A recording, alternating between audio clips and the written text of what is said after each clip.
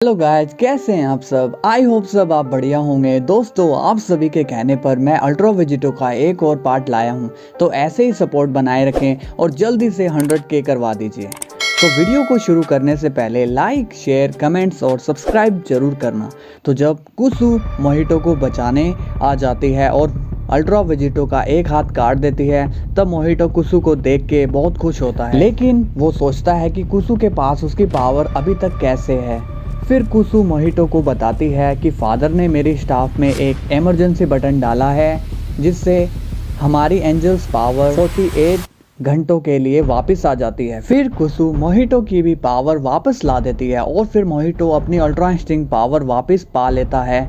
इसके बाद दोनों वेजिटो से लड़ने के लिए रेडी हो जाते हैं। वेजिटो का एक हाथ पूरा कटा हुआ है और वो गुस्से में उन पर अटैक कर देता है। कुसु वेजिटो को डॉज करके अपने स्टाफ से वार करती है, लेकिन वेजिटो उसके स्टाफ को पकड़ लेता है। लेकिन तभी कुसु एक लात मारती है, वेजिटो दूर उड़ जाता है और पीछे से मोहितो उसे एक हाथ से मारता है और वेजिटो के मुंह से ब्लड आ जाता है।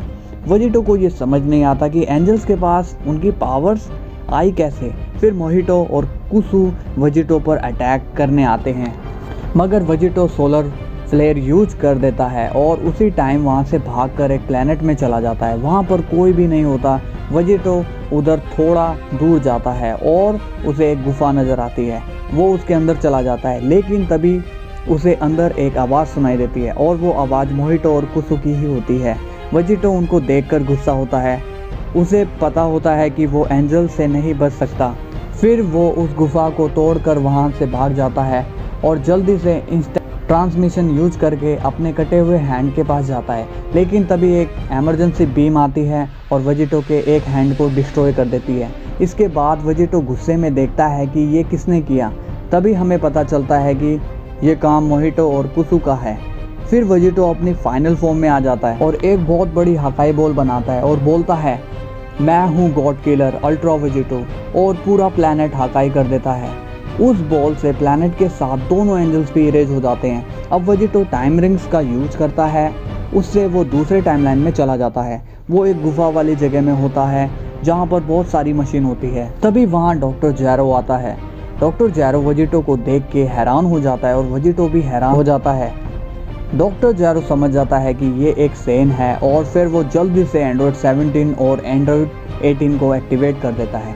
वेजिटो को बहुत दर्द हो रहा होता है। वो सोचता है कि उसे डॉक्टर जैरो से हेल्प लेनी चाहिए ताकि वो एक एंड्रॉयड बन सके, जिससे उसका स्टेमिना इनफाइनाइट हो जाएगा। डॉक्टर जैरो एंड्रॉयड को ऑर्डर देता है वेजिटो को मारने के लिए, मगर 17 जैरो पर अटैक कर देता है। फिर जब 17 जैरो को मारने जाता है, तभी वेजिटो उसे रोक देता है। वेजिटो कहता है कि मुझे एक एंड्रॉयड बना दो। ये सुनकर 17 और 18 और जैरो शॉक्ड हो जाते हैं। वेजिटो कहता है कि मैंने तुम्हारी जान बचाई है तो तुम मेरी हेल्प करो। तभी जैरो अपना रिमोट निकालकर 18 और 17 को बंद करने वाला होता है, लेकिन तभी 18 उसका रिमोट लेकर उसे ही बंद करने जा रही होती है। तभी वेजिटो 18 को हकाई कर देता है। जैरो और 17 ये देख के हैरान हो जाते हैं। क्रिलिन इस आवाज़ को सुनकर सब जी वॉरियर्स को ले आता है। सभी जैरो के लैब के बाहर होते हैं। वेजिटा लैब को डिस्ट्रॉय कर देता है। फिर वो सभी 17 जैरो और वेजिटो को देखते हैं। वेजिटो कहता है कि अगर तुम मुझे एंड्रॉयड बनाने के लिए मान जाओ तो मैं तुम्हें मरने नहीं दूंगा और एंड्रॉयड 17 को भी इरेज कर दूंगा। डॉक्टर जैरो मान जाता है। फिर वेजिटो सामने आता है और सभी जी फाइटर्स वेजिटो को देखकर हैरान होते हैं। तभी ट्रंक्स कहता है कि ये एंड्रॉयड नहीं है। ये सुनकर सभी हैरान हो जाते हैं। फिर वेजिटो 17 को पकड़ लेता है और कहता है कि उसने 18 को पहले ही मार दिया है। फिर वेजिटो 17 को बाहर फेंक के डिस्ट्रॉय कर देता है। ये देख के सब शॉक्ड हो जाते हैं। वेजिटो बताता है कि 7 साल बाद माजिन बू आएगा तो ट्रेनिंग करना शुरू कर दो, लेकिन वो लोग वेजिटो का ट्रस्ट नहीं करते। फिर वेजिटो गुफा को बंद कर देता है। फिर सभी जी फाइटर चले जाते हैं। इसके बाद वेजिटो जैरो से कहता है कि उसका हाथ बना दो, पर जैरो कहता है कि उसे उसके बदले क्या मिलेगा। वेजिटो कहता है कि तुम्हें ये नहीं करना है तो मत करो, मैं तुम्हें एंड्रॉयड 16 और सेल को मार दूंगा।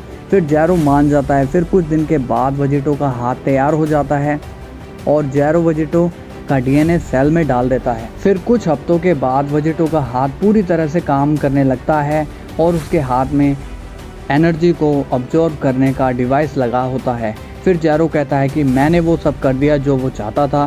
फिर वेजिटो उसे जिंदा छोड़ देता है और अपनी स्टाफ बुलाकर अपने टाइमलाइन में चला जाता है। तो गाइज होप करता हूँ आपको वीडियो पसंद आ रही है, स्टोरी भी समझ आ रही है, तो चैनल को लाइक एंड सब्सक्राइब जरूर करना। वीडियो देखने के लिए थैंक यू, तब तक के लिए बाय बाय।